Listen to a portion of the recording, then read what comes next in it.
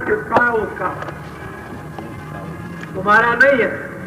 तुमको तो एक बुल्ला भर पानी का काम दिया गया कि देखो इस बुल्ले को इसकी ठीक से हिफाजत करो, लेकिन तुम कहने लगे मैं नहीं रहूंगा तो बुल्ला नहीं रहेगा।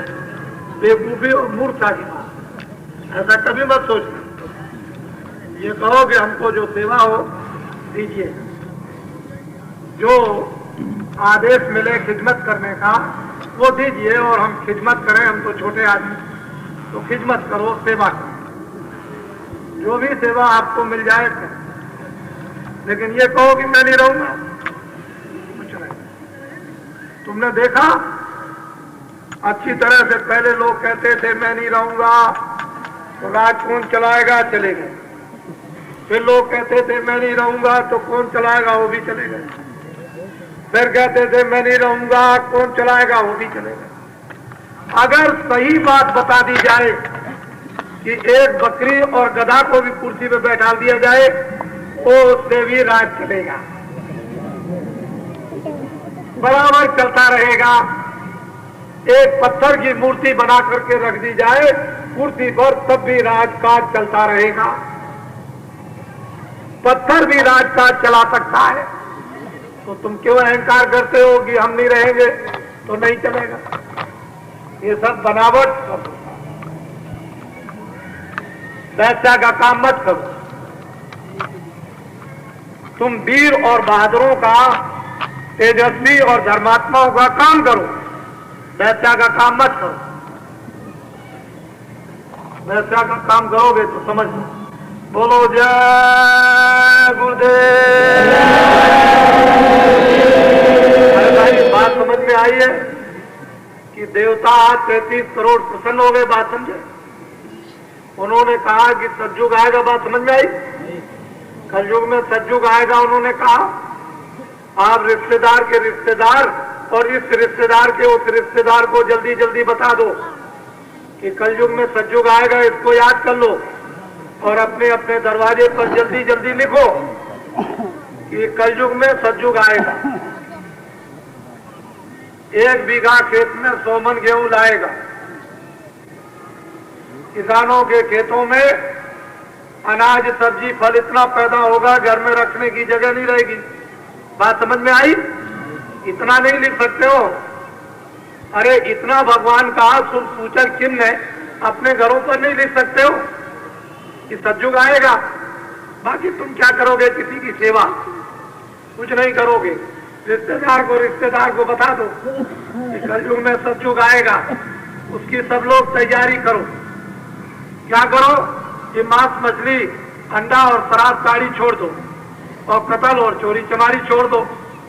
देवताओं ने कहा है कि इनको ये बता दो कि ये बुरी चीजें छोड़ दें, और जब ये न छोड़े तो मुझे बता दो। तो अभी तो खुदा का डंडा बजा नहीं है, अभी डंडा तो आगे कब बजेगा? जब आप बुरी चीजें छोड़ोगे नहीं और आपका संदेशा उनको दे दिया जाएगा कि इन्होंने बुरी चीजें नहीं छोड़ी, आप जानो ये जाने, तब फिर खुदा का डंडा बजेगा। ऐसा जोर का डंडा बजेगा कि एक ही डंडे में जब जमीन पर गिरोगे तो नाक आंख सब टूट जाएगी, कमर हड्डी हाथ पैर सब टूट जाएंगे। 1 मिनट नहीं, 1 सेकंड के अंदर बाबा जी की सब बातें आपको याद आ जाएंगी। बोलो जय गुरुदेव। बात आपकी समझ में आई है कि काशी जी से 2 बरस के लिए विश्वनाथ शंकर जी भक्तों के साथ जंगलों में 2 बरस के लिए रवाना हो गए? मालूम आप? क्या कोई मैं मजाक कर रहा हूं? वो धर्म को जगाने के लिए जंगलों में चले गए भक्तों के साथ। अब वो काशी विश्वनाथ जंगलों में जाकर के फिर वहां से आपको परिचय देंगे। बात समझ में आई? काशी में अब नहीं है, 2 वर्षों तक काशी में जाओगे, वहां विश्वनाथ बम बोले शंकर जी नहीं है, उनका स्थान तो जरूर खाली पड़ा होगा। वहां जाओ, कल जाओ, ये आपकी मर्जी की बात, लेकिन वहां है नहीं। बात समझ में आई?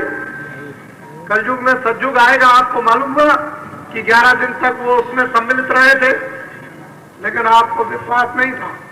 2 करोड़ नर नारियों से ऊपर थे, हिंदुस्तान में राज संस्थाएं और धार्मिक संस्थाएं 2 करोड़ नर नारियों को जमा नहीं कर सकती, वो आपने देखा।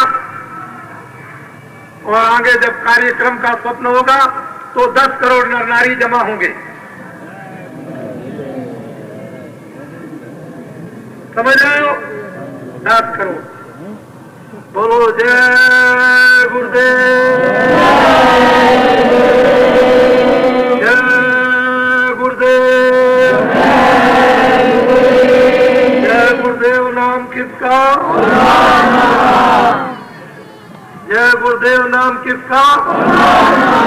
हमारी समझ में बात आई कि हम महात्मा तो है नहीं, हम कोई भगवान और फकीर तो है नहीं, तुम्हारी तरह से एक आदमी। तुमको भी आदमी समझते हैं हम, हमको भी आदमी समझो। बात तो समझ में आई?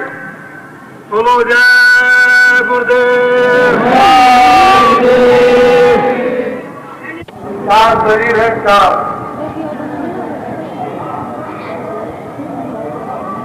एक तो जिसमें आप बैठे हुए हो इसको कहते हैं स्थूल शरीर, ये मनुष्य शरीर स्थूल शरीर। इस स्थूल शरीर को कहते हैं पिंड लोक। ये कितने तत्वों का है उसको ध्यान से सुनो। जल, पृथ्वी, अग्नि, वायु, आकाश, ये 5 तत्वों का स्थूल शरीर, मनुष्य शरीर। उसमें 5 में जानवर, पशु, पंछी सब आ जाते। पशु पक्षियों में किसी में 2 तत्व है, किसी में 3 तत्व है, किसी में 4 है और किसी में 1। मनुष्य शरीर में 5 तत्व। जल, पृथ्वी, अग्नि, वायु, आकाश, एक तत्व को कम कर दिया जाए तो आदमी पागल हो जाए, बुद्धि काम नहीं करे। मनुष्य शरीर की विशेषता यह है कि 5 तत्व पूरे और बुद्धि काम करती है। इसको कहते हैं स्थूल शरीर। इस स्थूल शरीर में जो आहार है वो फल का है, अनाज का है, दूध का है, घी का, सब्जी है। इस स्थूल शरीर में स्थूल आहार, स्थूल तत्वों का। इसके बाद में लिंग शरीर, या आंखों की हद तक ये स्थूल शरीर और इसके ऊपर जब चलेंगे तो लिंग शरीर, वो है 17 तत्वों का। 10 इंद्रियां और 4 अंतःकरण, मन, बुद्धि और चित्त, और 3 गुण, रजोगुण, तमोगुण, सतोगुण। 10 और 4 14 और 3 17। 10 इंद्रियां, 4 मन, बुद्धि, चित्त, अहंकार और रजोगुण, तमोगुण, सतोगुण, 17 तत्वों का लिंग शरीर। लिंग शरीर में जो आहार है वो सुगंधी का, वहां भोजन नहीं, वहां दूध नहीं, घी नहीं, अनाज नहीं, फल नहीं, कोई चीज नहीं, सिर्फ सुगंधी का आहार, खुशबू। बस वहां के जो लोग हैं, वहां की जो जीवात्माएं हैं, वो खुशबू सूंघ करके जीवित रहती है। और लिंग शरीर स्वर्ग लोक में, वैकुंठ लोक में। इसके परे सूक्ष्म शरीर, वह है 9 तत्वों का। मन, बुद्धि, चित्त और अहंकार, 9 तत्वों का।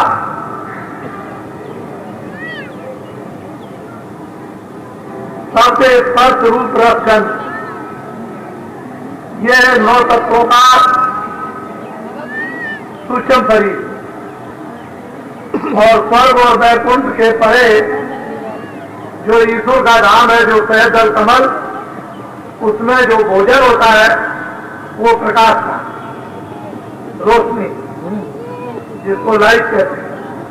उसी को देख करके वहां की जीवात्माएं जीवित रहती हैं। वहां सुगंधी नहीं, रोशनी देता है। स्वर्गलोक के भोग नहीं है, मृत्यलोक के भोग नहीं, वहां सिर्फ लाइट प्रकाश दे करके जीवित रहती है। और इसके ऊपर सहजल कमल से ऊपर कारण लोग,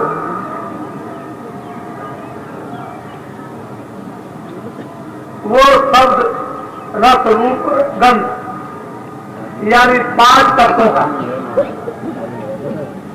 वहां पर जो भोजन है वो शब्द का, आवाज का।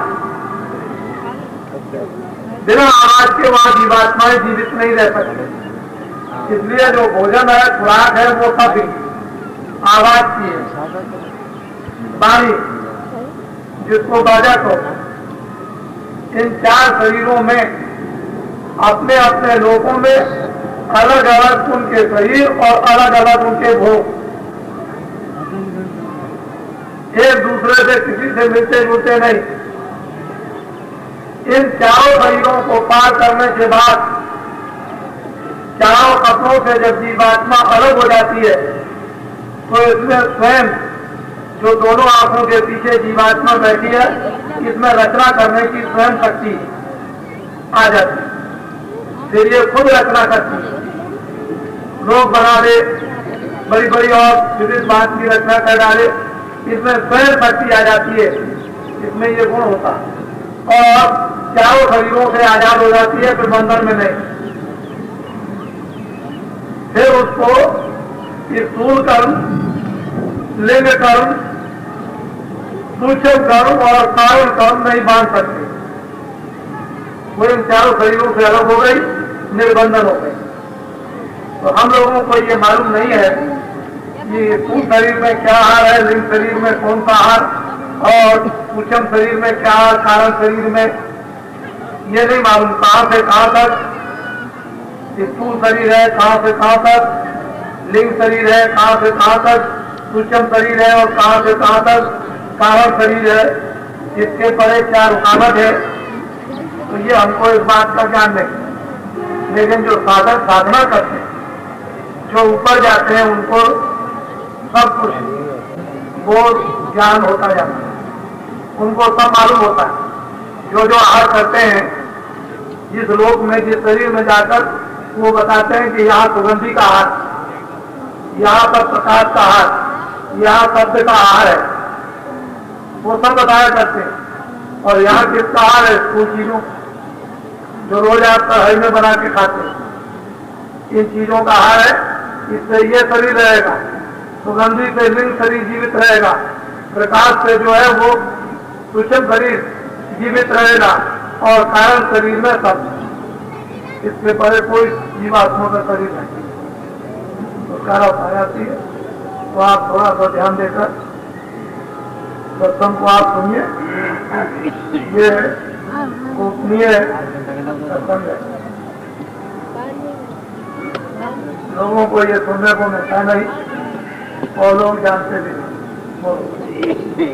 चरण गुरु मेरे विराज, बनाया आरत का बताया कि गुरु के चरण दोनों आंखों के बीचों बीच और सामने विराजमान, यानी प्रकट हो गई। राम नाम रूपी मणि प्रकट हो गई। गुरु के चरण जो प्रकाशित स्वरूप है, वो प्रकट हो गए। उनका दर्शन, उसमें बड़ा आनंद है। कहते हैं हमारे गृह में, हमारे घर में, मनुष्य रूपी मकान में, तीसरे पिंड में, दोनों आंखों के बीचों बीच जब दरवाजा खुल गया, तो कहते हैं चरण कमल आ गए। वो उस गुरु के चरण कमल, वो जो सबका गुरु, उसको पिता कहो, गुरु कहो, वो सब कुछ कहा जाता है। माता कहो, स्वामी कहो, मालिक कह लो, उसको कुल्लम कुल करतार कह दीजिए, सर्वाधार कह दीजिए, सबको बढ़ाने वाला कहिए, सारी जीवात्माओं का रक्षक कहिए। उसके चरण ग्रह आए, मेरे सोते भाग लिए जनाए। अनेकों जन्मों का सो रहा था, मानव जीवन की सांसों का हिस्सा वो जाती और ठीक ठीक स्वास्थ्य अब काम में आने लगी। नहीं तो सोने खाने में व्यर्थ में चली जाती, कभी नाक से निकली कभी मुंह से निकली। मुंह खुल गया तो मुंह से चलने लगी, नाक खुल गई तो नाक से चलने लगी। ये जो दोनों धोपनी है हवा निकलने की आने जाने की, और इसमें गिनती की श्वासें हैं। जब ये गिनती की श्वासें खत्म हो जाएंगी तो ना इधर से निकलेगी ना इधर से, और ना इधर से जाएगी ना इधर से जाएगी, खत्म। जब धोखनी की श्वास खत्म हो जाती है तो वो धोखनी भी नहीं चलती। ये धोखनी भरने वाला धोखनी भरता है तब भट्टी जलाई जाती है। ऐसे ये भट्टी है श्वासों की, इसमें धोखनी वो अब काम में आने लगी, सोता जाएगा, सोता हुआ बाहर जाता।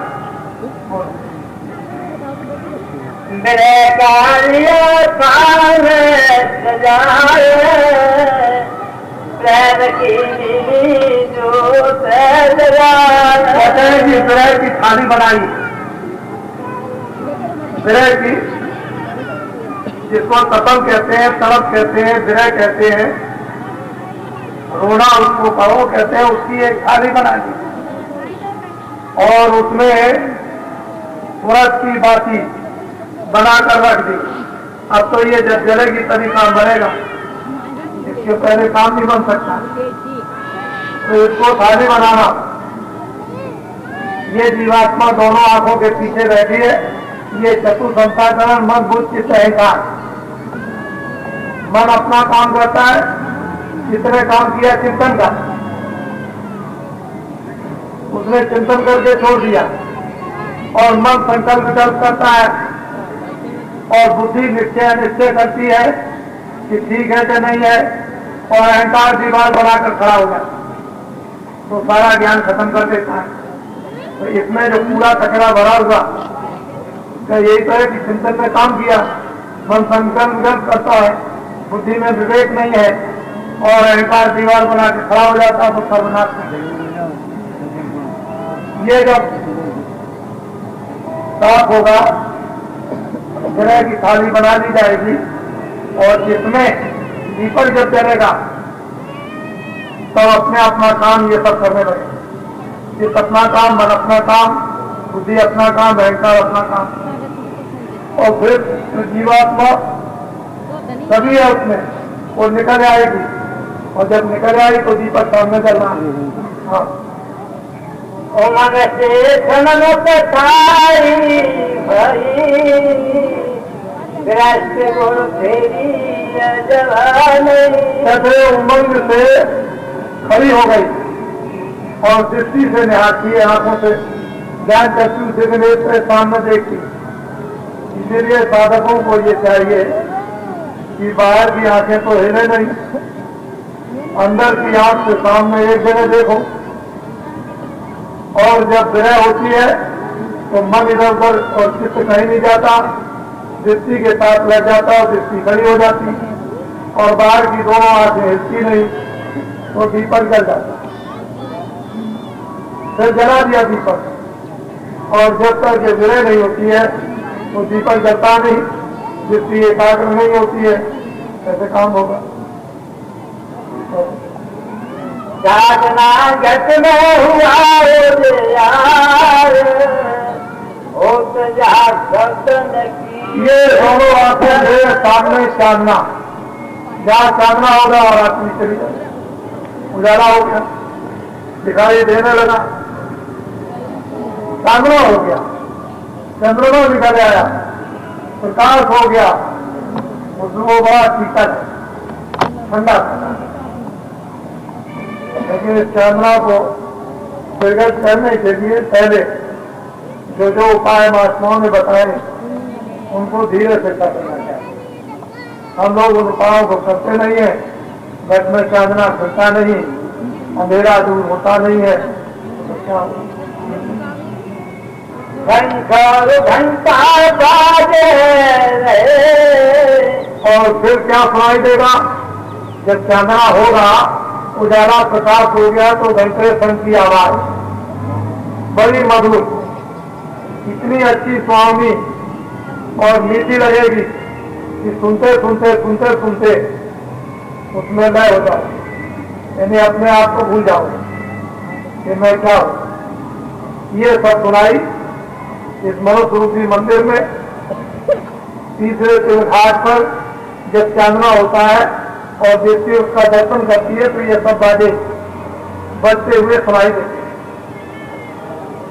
और जिसके घट में ये बाजे बजने लगे तो हो मंगलमय वो शरीर कितना पवित्र होता है। महात्माओं ने बताया कि जागृत साई प्रगट हो, उस घट की क्या महिमा किया जाए। ऐसे साधु जब कभी घर पर आए तो आवर साथ बड़े प्रसन्न हो, जब जाने लगे तो रो दो। आवर साध न हर किया जात न दिया रोज, कहे कबीर का दास की मुख कहां से हो। साधु आवाज देखकर मन में डरे मरो, गुस्सा आता है, मन जो है नाराज होता है तो मन में डरे मरो तो होती चूरा बसे गांव के छोर। उस गांव के भंगी हो गए और किनारे पर बसाए जाओगे। गांव में बैठनी बच्चे हो सबके साथ तो साजन भोजन पीसों दीजिए साथ बुलाए। कहते हैं कि उनकी सेवा बड़े प्रेम के साथ में साजन भोजन जो कुछ एक उचित शक्ति हो, रूखा सूखा फल फूल उनकी सेवा करो तो जीवन जप है, जप में हम परम पद पाए। इस संसार में तो तमाम जप होगा और आखिर में ये जीवात्मा परम पद में चली जाएगी।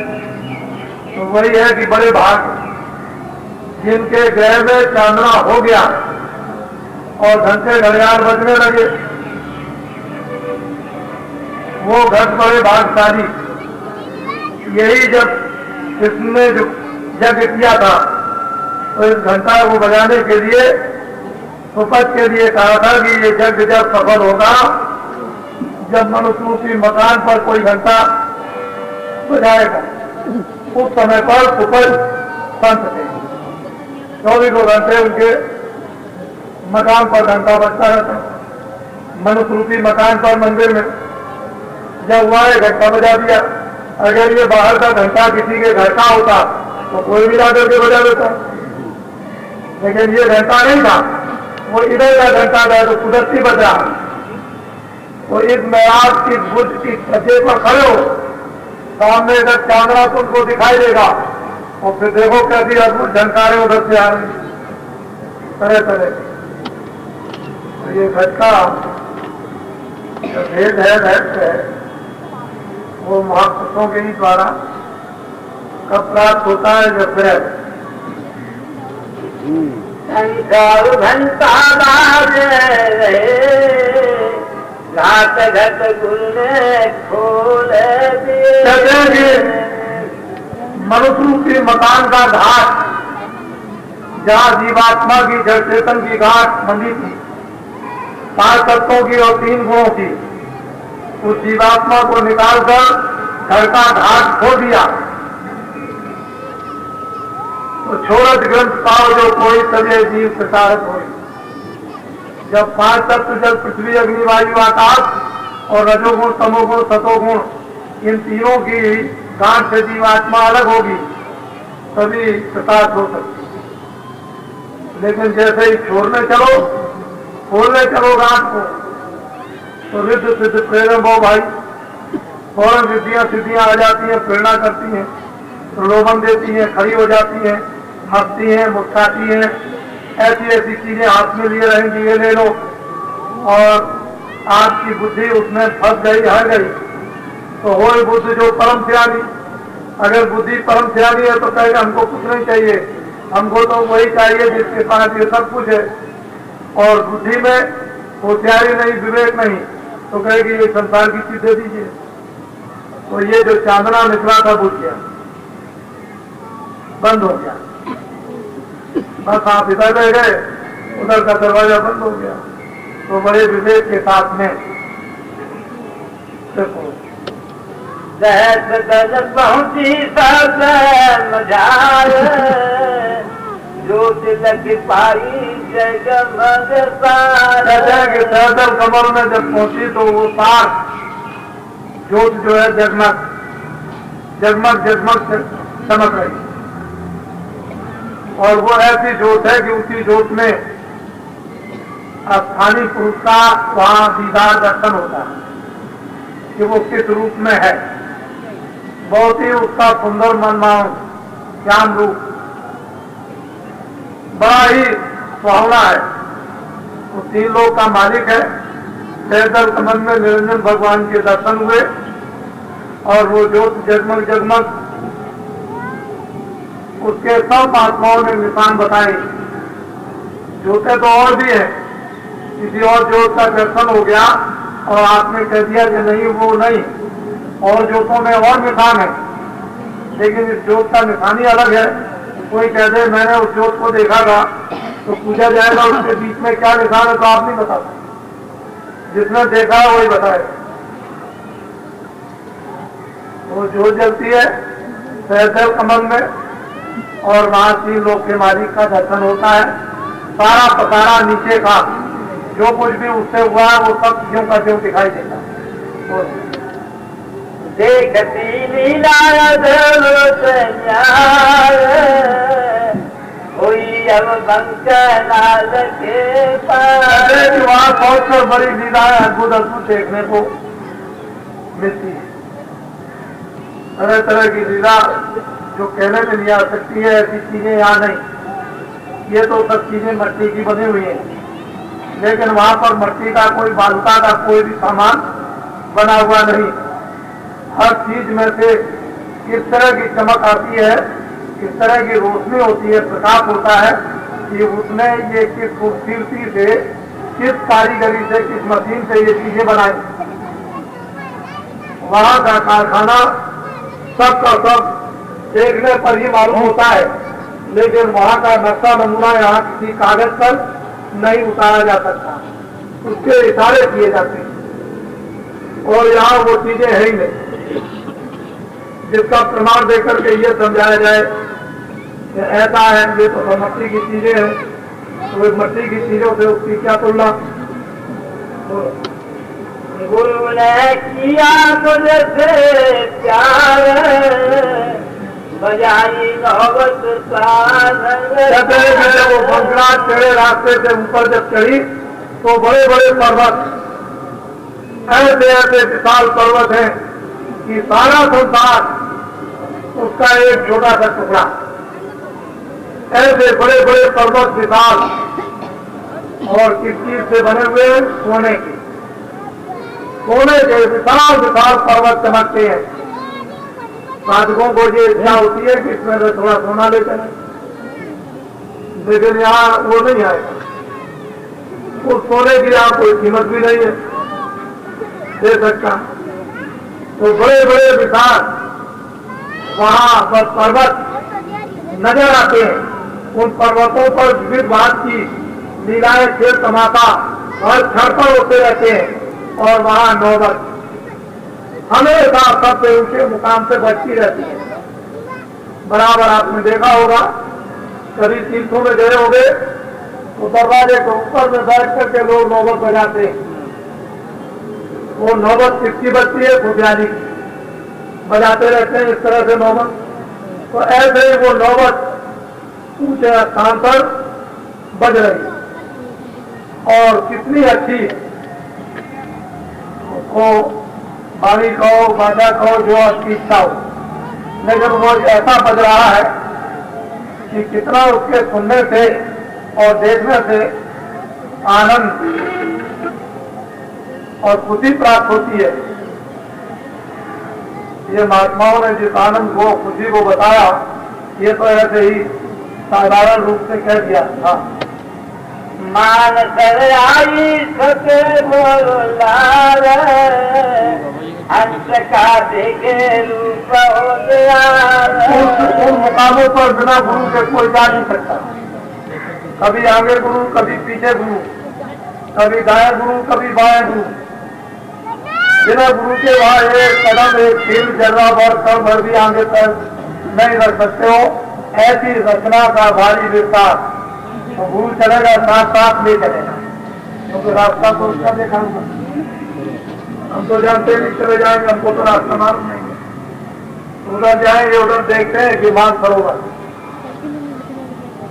उधर स्नान करना पड़ेगा, बड़ा भारी सरोवर है, और वहां पर उसके इर्द गिर्द कितने चमकते हुए घाट उसके बने हुए हैं, और वहां पर जीवात्माएं रूहें किस तरह से उस मानसरोवर में स्नान करती है, ये एक देखने का दृश्य है। वो जलवा है, तो चीजें सब कुछ थी, लेकिन बताने वाले न मिले, राह दिखाने वाले नहीं मिले। हमको अपना बना लेते, ऐसे मिलते जो वहां तक हमको ले चलते, आगे पीछे और पहुंचा देते। आप यहाँ बिना गुरु के राम और कृष्ण, बौद्ध और ईसा एक कदम भी नहीं चल सके, तो आपकी हस्ती क्या है कि बगैर गुरु के चलेगा? राम को भी गुरु करना पड़ा, कृष्ण को भी, और जितने भी आए लोग सबको गुरु करना पड़ा, जितने महात्मा है सबको गुरु करना पड़ा। और आप कहते हो हमको गुरु की क्या जरूरत है? गुरु कोई हड्डी नहीं है, गुरु एक ताकत है, एक ज्ञान है, एक शक्ति है, एक प्रेम है, एक आनंद है। तो गुरु कहते हैं जो अज्ञान रूपी अंधकार को हटा करके जीवात्माओं को ज्ञान रूपी उस प्रकार आनंद को प्रदान करे, उसका नाम गुरु।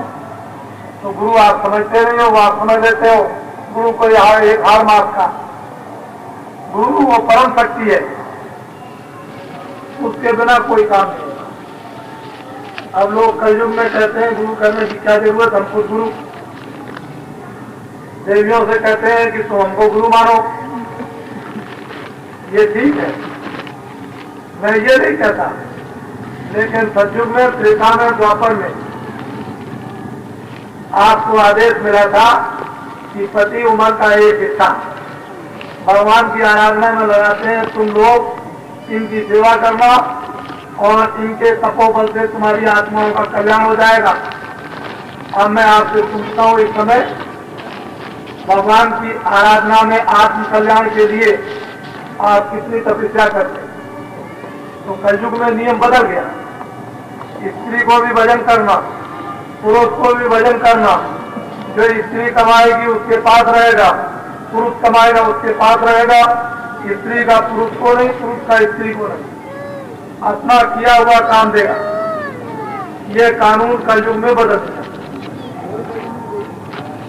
इसलिए दोनों के दोनों भगवान का भजन करो। बाकी बाहर की शारीरिक सेवा है वो शारीरिक सेवा करो, जहाँ आत्म सेवा है वहाँ आत्म सेवा करो, जहाँ शरीर का संबंध है वहाँ शरीर का संबंध रखो, जहाँ आत्मा का संबंध है भगवान के साथ जोड़ दो। तो ये काम दोनों को करना। पहले युगों में महात्माओं ने स्त्रियों की सुविधा के लिए स्त्रियों को वो तत्व उस समय पर नहीं जगे थे जिससे वो भजन करती, इसलिए उस समय आदेश दे दिया था कि इनकी सेवा से तुम्हारा बड़ा हो जाएगा। लेकिन अब उन तत्वों की जागृति हो गई और रास्ता सबके लिए खोल दिया, तो जितनी सुगमता स्त्रियों को उतनी पुरुषों को, दोनों एक ही रास्ते से बैठ के भजन कर सकते, किसी को कोई बाधा नहीं।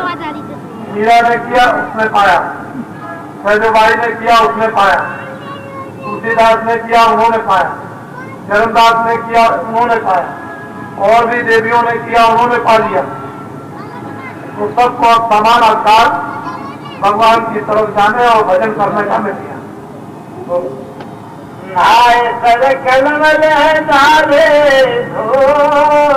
उस सरोवर में पुरुषों ने, जीवात्माओं ने जो भी वहां पहुंची स्नान किए उस सरोवर में, और जितने भी कलमल के जितने दोष थे, अवगुण थे, विकार थे, बुराई थी, वो सबको ले जाकर के दौड़ा। मन को मन के भंडार में, बुद्धि को बुद्धि के भंडार में, चित्त को चित्त के भंडार में, प्राणों को प्राणों के भंडार में, इनको सबको अपने अपने भंडार में पहुंचाती हुई जीवात्मा जब गुणातीत होकर के अकेली चली, मानसरोवर में स्नान किया, सारा कुछ ऐप धो दिया और बिल्कुल उसके धूप में हो गई कि हंस उसके सामने कुछ नहीं, इतनी श्वेत और सफेद हो गई जिसको व्हाइट कहते हैं। नाय कर कलमल डाले धो शब्द सुन सारा सुनाई मोया। कहते हैं कि फिर उसको उतार कर उसको सुनाई दिया। किसने सुनाया? गुरु ने। वहां भी गुरु की जरूरत है। हर शब्द का परिचय गुरु, हर मंडलों का परिचय गुरु, हर देशों का परिचय गुरु कराएगा। बिना गुरु के नहीं हो सकता। कहते हैं गुरु ने वो भी सुनाया।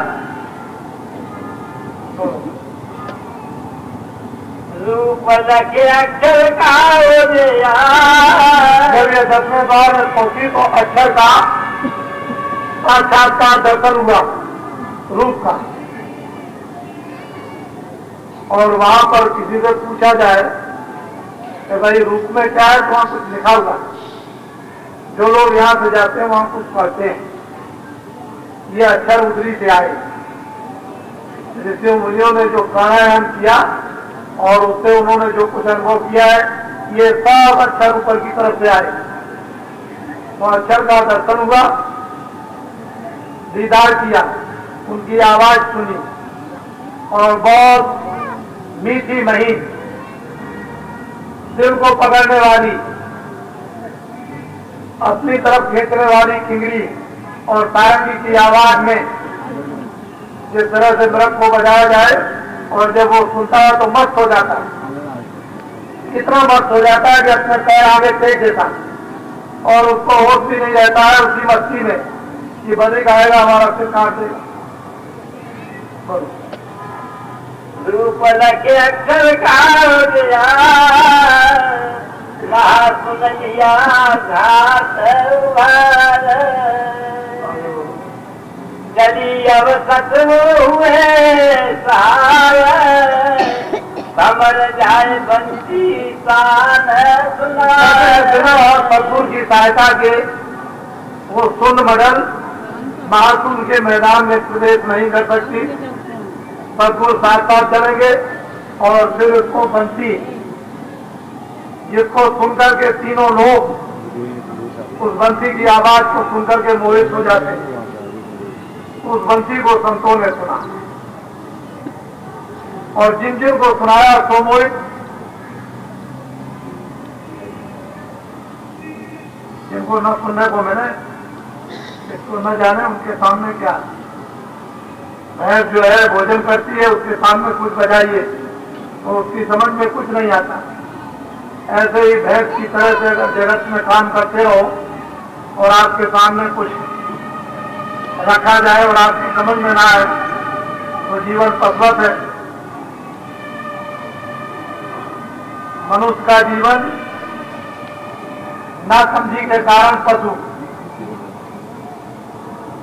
और समझ गए तो मनुष्य, कुछ कर दिया तो देवता, सिद्धि कर ली तो भगवान।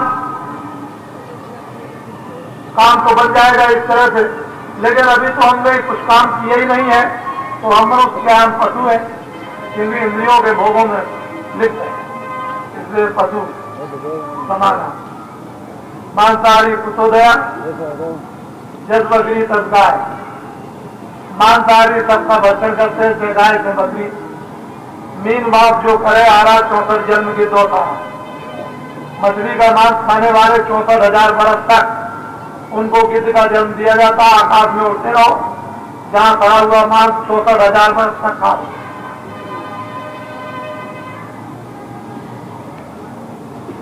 ये है उनका जो कल दिखाया था फैसला।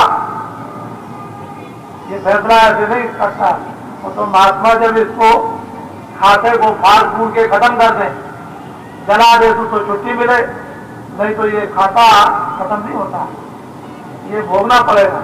तो मांसाहारी पर बचे, सब जानवरों का उसने खा लिया।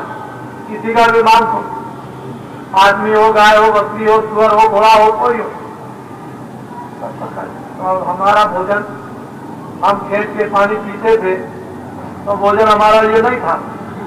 जो जिभ्या से चाटते हैं अज्ञानी जीव, जो पशु पंछी या जानवर हैं, वो जो खेत के पानी नहीं पीते हैं वो तो मांस खाते, लेकिन उनमें से जो खेत के पानी पीते हैं वो भी नहीं खाते।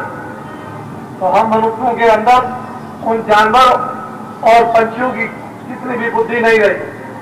वो तो समझ लेते हैं कि ये मांस है, इसको नहीं खाना, लेकिन मनुष्य तुझको पूरी बुद्धि दी और फिर भी तू नहीं समझता, उसको मांस खाता। बोलो। अमर पुर पहुंची बीना धावे, हंस जाते थे देखे द्वार। कहते हैं कि जब ये अमरपुर के दरवाजे पर नाके पर पहुंची तो वो सब के सब पहरेदार बैठे हुए पूछते हैं कि इधर कैसे कहाँ जा रहे हैं। तो उन्होंने कहा कि मुझे इधर जाना है। तुमको यहाँ कौन गया? कह लगे ये है उनका पास। देखा उस पर मोहर छाप लगी है संतों की कि रास्ते में कोई नहीं रोक सकता है, सब रास्ता देते चले जाएंगे। तो अमरपुर के दरवाजे पर नाके पर पहुंची और हंसों ने पूछताछ की और जब पास देख लिया और कह दिया चले जाओ। उन्होंने भी उसको मदद दे दी कि जाओ अंदर जाकर अमरपुर में सच्चे बादशाह प्रीतम का दर्शन करो। और ये फिर उस अमरपुर यानी सत्यलोक में दाखिल हो जाती, सतपुरुष के दर्शन करती। उसका रूप, लंबाई चौड़ाई, उसका प्रकाश कितना बड़ा है ये कोई वर्णन नहीं कर सकता। और कितनी रूहें जीवात्मा उसके इर्द गिर्द नाचती रहती है, वो उसके इर्द गिर्द कितने बड़े बड़े मंडल हैं, कितने बड़े बड़े ब्रह्मांड हैं, जिनकी हजारों वर्षों तक वहां पैमाइश करते रहो तब भी पता नहीं चलेगा। इतनी दूर और दराज से उस पुरुष की आरती होती रहती है 24 घंटे। खेल तमाशे जो होते हैं, यहाँ तो तुम घंटे 2 घंटे में उग जाओगे, वहां करोड़ों वर्षों में भी नहीं उग सकते हो। रात और दिन कभी सोते ही नहीं, वही खेल तमाशा करते और देखते रहते हो। ये अमरपुर सच्चे बादशाह और अपने घर का थे, बिना हर सद्गुरु की कृपा मदद के उधर नहीं जा सकते, कोई आपको ले नहीं जाएगा। महात्माओं ने जो सहारा पकड़ा दिया है, धीरे से जीवों को उसी सहारे से लगना है और धीरे धीरे दीवार पकड़ लो, धीरे धीरे चले आओ, दरवाजा मिल जाएगा। लेकिन धीरे धीरे आओगे और दरवाजे के पास आए, खुजली आ गई, हाथ को हटा दिया, खुजाने लगे, 2 कदम आगे बढ़ गए तो दरवाजा छूट गया। फिर घूम करके उतना ही चक्कर मारना, कहोगे हमको दरवाजा नहीं मिलता। दरवाजा उस किले के चारों तरफ है, लेकिन जब पास पहुंचे तो खुजली आ गई। ऐसे ही संसार के भोगों की जब खुजली आ जाती तो दरवाजा छूट जाता। निकल गए, बहुत लंबा किला है, कितना चारों तरफ लंबा परकोटा है, फिर आपको वो दरवाजा मिलता नहीं, जीवन निकल जाता, खत्म कर देते हो। तो महात्मा परकोटे का दरवाजा बता दे, उसी को धीरे से पकड़ के खटखटा दो तो दरवाजा ऑटोमेटिक खुल जाएगा, धीरे से खुल जाएगा। बस ये आपको सत्संग सुना रहा हूं, सच्चे प्रीतम का, बहुत दूर है, पास में नहीं है, चलना पड़ेगा, मदद लेनी पड़ेगी, साथ सामान तैयार, सब कुछ करने होंगे। अपनी जितनी बुराइयों की घटनियां हैं सब कुछ अर्पण करनी होगी, हल्के हो जाओगे। अरे अब ऐसे होशियार हो कि गठरी दूसरे को दे दो। देखो ये दुनिया है। एक आदमी घोड़ी पे चढ़ा जा रहा था, गांव वालों ने देखा कि आदमी तो घोड़ी पे चढ़ा हुआ है, लड़का इसका पैदल जा रहा, तो 20 गाली उसको दी लड़के के बाप को की हत्या लेने के लिए।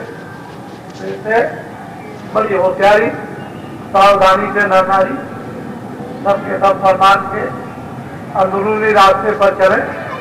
भगवान का मंदिर है, मनुष्य शरीर है, जीवात्मा उसकी अंश है। ये दोनों आंखों के पीछे बैठी है, ऊपर अपने स्थान पे बैठकर वो बोली बोलता है, बाजे बजाता है। उसको धीरे से पकड़ लो, अपने मन को, मन के विकार को, अपनी सूरत और सूरत के ऊपर के आवरण को धीरे से मदद लेकर के उतार लो और नाम सत्ता के साथ में अपने को जुड़ जाओ और धीरे से चढ़ करो। किसी को पता न चले कैसे आते कैसे जाते हो। अपने घर में पहुंच जाओ, झगड़ा झंझट ये खत्म हो जाएगा।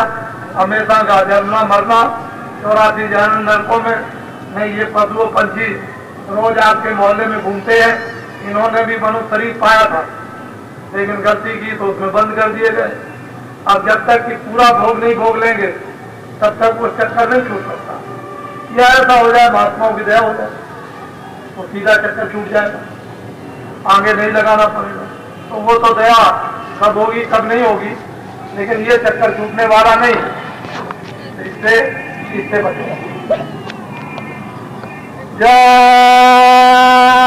गुरुदेव।